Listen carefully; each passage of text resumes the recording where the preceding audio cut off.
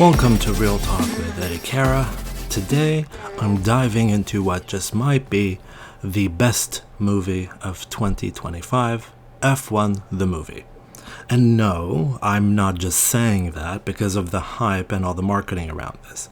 In fact, despite the marketing blitz, it managed to exceed expectations by a lot. So buckle up, here's why this film races ahead of the pack. 1. Brad Pitt and Javier Bardem. Over 2.5 hours long, but somehow this film flies by. And Brad Pitt with Javier Bardem anchor this movie with the right level of weight and charisma. Pitt, who plays Sonny Hayes, isn't just acting. He's the grizzled, nomadic veteran racer. And Javier Bardem, well, for once he's not playing a villain, right? And he's absolutely magnetic with his moments with Brad Pitt. You forget you're actually watching the actors, and instead you do believe in this dynamic duo's backstory, that they were racers, they're legends, with all the carbon fiber flesh. 2. Cinematography. Director Joseph Kosinski and Sony went full throttle with their 25 custom-built, vibration-resistant 4K cameras mounted all over their cars. The front wing, rear wing, side pods. I mean, even the FIA should be blushed. And these cameras weren't just pretty toys or independent cameras. They're capturing insane amount of shots that pan mid-race at more than 150 miles per hour. It's sort of like watching Top Gun Maverick again, but rather on 4 wheels. And you'll find yourself wishing the real Grand Prix broadcasts look like this. I mean, seriously, comparing this to the Spielberg Austrian Grand Prix or even the British Grand Prix that happened, Spielberg GP and British GP who? Story and emotionality. So this is, just like any other sports film, a dramatic sports film, but it's unlike the others because it's got all the ingredients that are necessary to make it work. So let's talk about this plot. Pitt's Sonny Hayes is a nomadic F1 veteran who signs with the struggling Apex GP.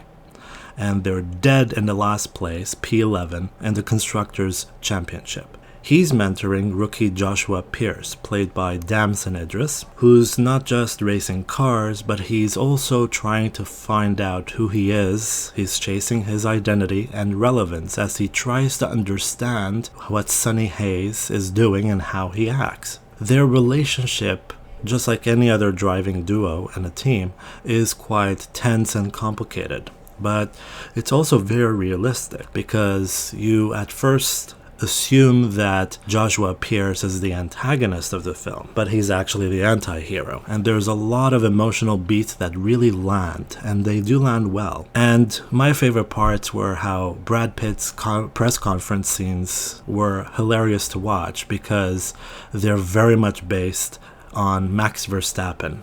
Sort of like Max Verstappen circa 2022, with a lot of grunts, shrugs, and saying whatever, and instead he just answers with yeses, but with different meanings. At the 10-minute mark, boom, we do see Hans Zimmer's name pop up as the music composer. And it's quite surprising because it was not even publicized much. I mean, even I didn't know. And the soundtrack really slaps, echoing the tension and the pulse of, very similarly, he also composed the music on Ron Howard's Rush, another race drama, giving you total goosebumps at the cinematic level. 5. Realism. We found out that Lewis Hamilton, during the production process of this film over the 4 years, was the film's producer, but he's very much oddly underused. We only do see him in literally one shot, and then there are some other shots where you don't really see his face, but you see him driving. Meanwhile, we see Toto Wolff having a speaking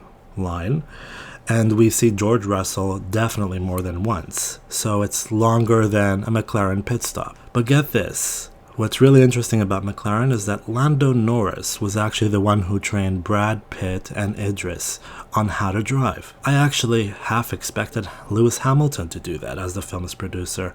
But hey, it's another positive having another Brit, Lando Norris, who's actually in second place currently in the championship, winning on this one as well. One of the surprising cameos was Tobias Menzies. So from Game of Thrones and The Crown, and now we see him in this film. So I was quite relatively surprised. If you thought he's playing the clumsy good guy again, think again. 6. It is a film that does sound like F1. Thanks to their sound design team, deserving an Oscar, you hear the engines, the pit comms, the tire screeches that go hand in hand with the musical score tracks. Pure adrenaline. So expect a nomination to come this award season. Okay, so let's talk about actual pit stops with realism and some of the complaints that occurred. Here, I'm going to play devil's advocate or just a regular F1 fan. So a lot of people complain about Brad Pitt's age, 61, versus in reality, Fernando Alonso, who's the oldest driver on the track at the moment, is 44. So a lot of people felt he was too old for the role. I actually did not see a problem with that, and if we're going to talk about age, people gripe so much about Brad Pitt, but are actually ignoring Damson Idris, who himself is 33 years old, while he's playing a 21-year-old rookie. I mean, shouldn't the outrage really be on Damson Idris rather than Brad Pitt? Hayes as the one moving the team constantly. So one of the things that made me wonder is, okay, is he truly the leader of the team? And I wondered about this with Carrie Condon, who plays the first female technical director of F1. So while Sonny Hayes is a driver for many years, he's the strategist, you can almost see him overshadowing the team principal. But what is everyone else actually doing in this film, like the team principal? Are they sipping espresso in the paddock or what? Same thing with the technical director. She's a brilliant actress, but in real life, she wouldn't be the one making all these calls about tire strategy.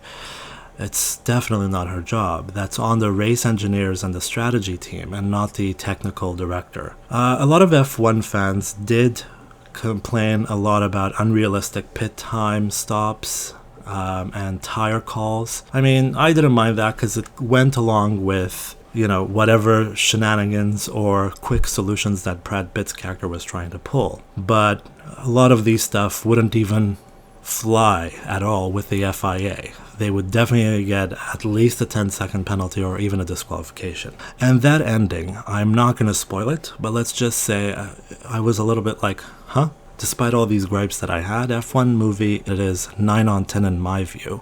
It's bold, beautifully shot, making you wish F1 adopted these cameras themselves with pushing the boundaries of sports drama storytelling. And even if you had a few unrealistic moments, it really captures the thrill of racing better than any fictional years I've seen lately. So until next time, keep it real and drive safe.